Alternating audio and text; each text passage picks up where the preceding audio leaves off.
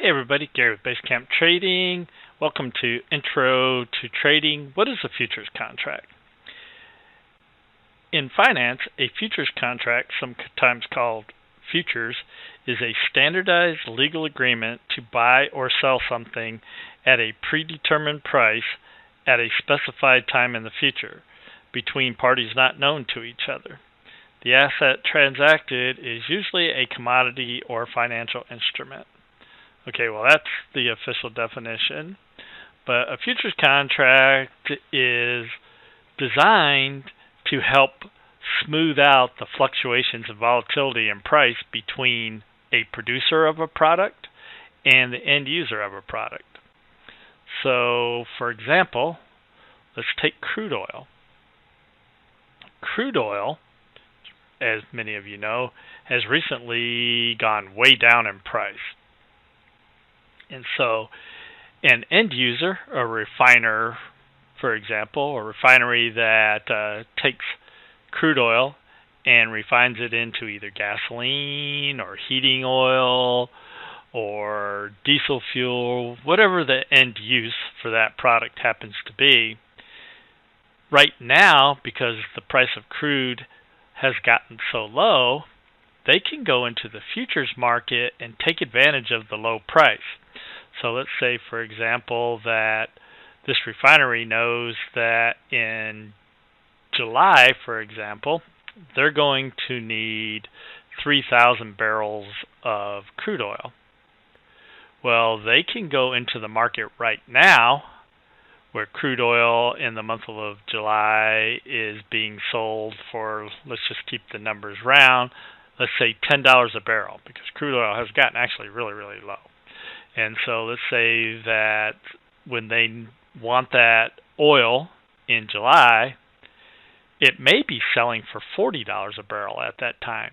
But because right now, crude oil for delivery in the month of July is selling for $10 a barrel, they can buy it now, enter into a contract to buy it now, take delivery on it in July, and pay for it at the price they've agreed to now.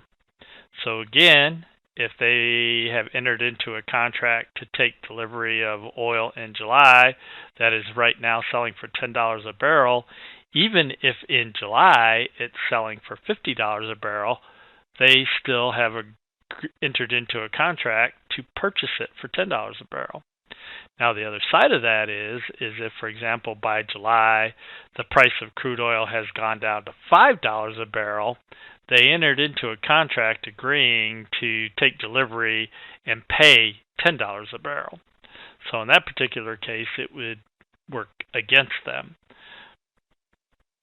But the average refinery, they know what the average price of crude oil is usually per month, each month of the year.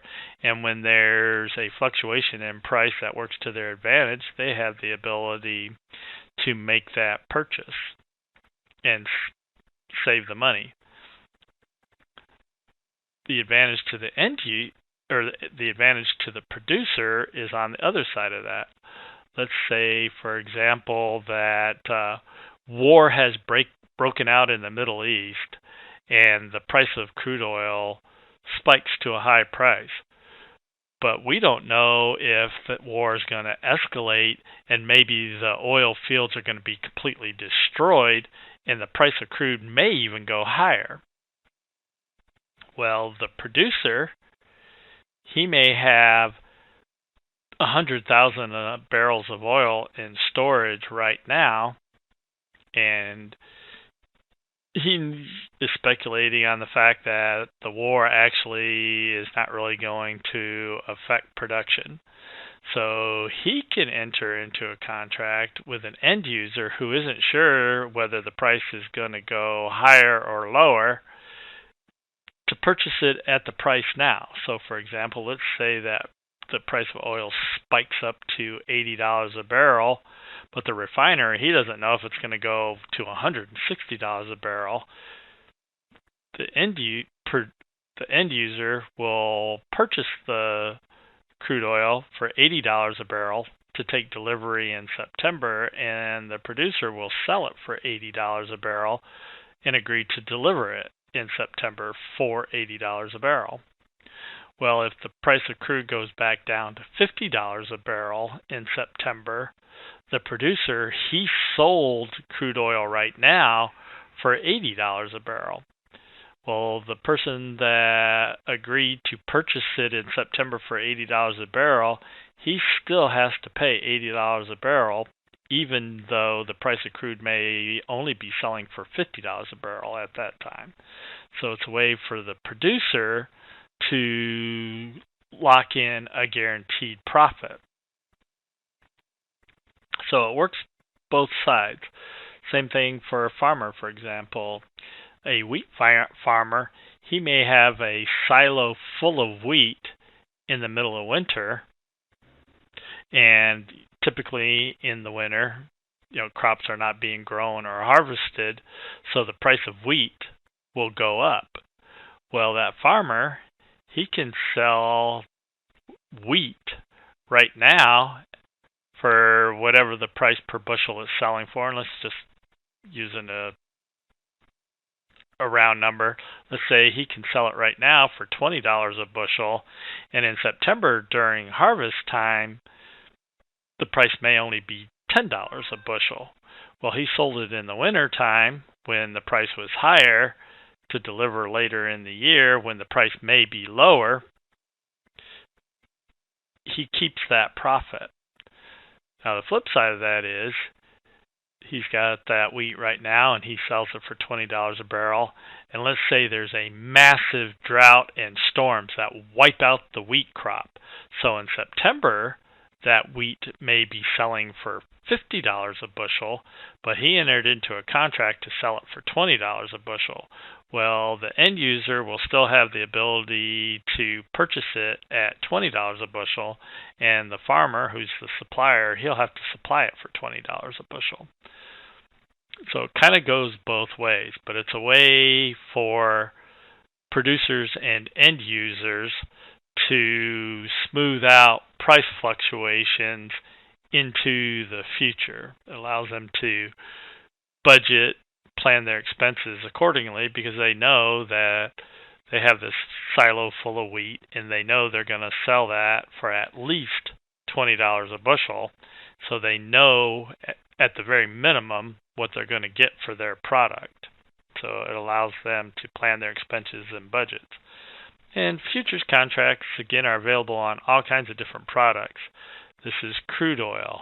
You can get futures contracts on currencies, the Australian dollar, British pound, the Mexican peso, crude oil, the dollar, cotton, gold, cattle, hogs, copper. There's all kinds of different products that futures contracts are available for.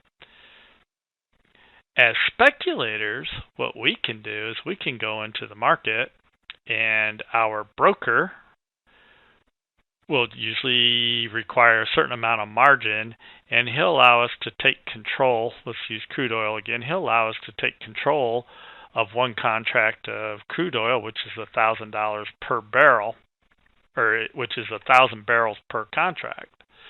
And he'll require us to have a certain amount of margin in our account per contract. So let's say, for example, your broker requires $2,000 in your account per contract.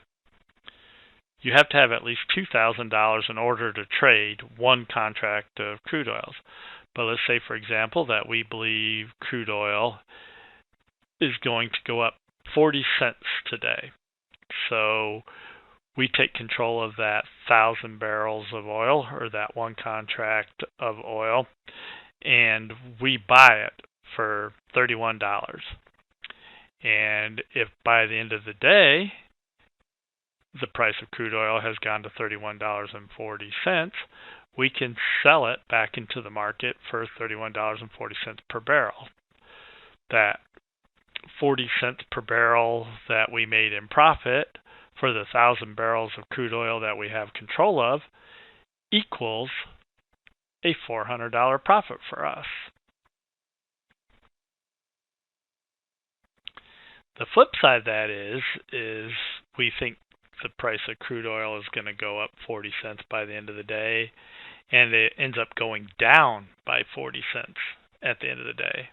Well, we were still obligated to buy it at the price we entered into, and we'll have to sell it back for a 40-cent per barrel loss, which would be a $400 loss for us. And that's the reason the broker requires you to keep margin in your account, because if the price goes down, that broker, he's the one that's supplying that futures contract. He has to make sure that he can cover the loss. And that's why they require you to have margin. So as speculators, though, that's a good way for us to take advantage of volatility and fluctuation in the markets, because we have the ability to either day trade a futures contract, or we can maybe even what they call swing trade one. So let's say, for example, using that same example of crude oil, that the September contract, let's say, is selling right now for $12 per barrel. Well, we can purchase that contract at $12 a barrel, and we can hang on to it until September. And if we believe that crude oil is going to be selling for $40 a barrel, and it may very well be by that point in time, we purchased the right to sell 1,000 barrels of crude oil in September for whatever the price of crude oil is at that time. So we purchased it at a specified price right now, and then in September, if the price is higher, we sell it and we keep the profit. The flip side of that is if we purchase it at a price right now and in September the price of crude oil is lower, we'll take the loss.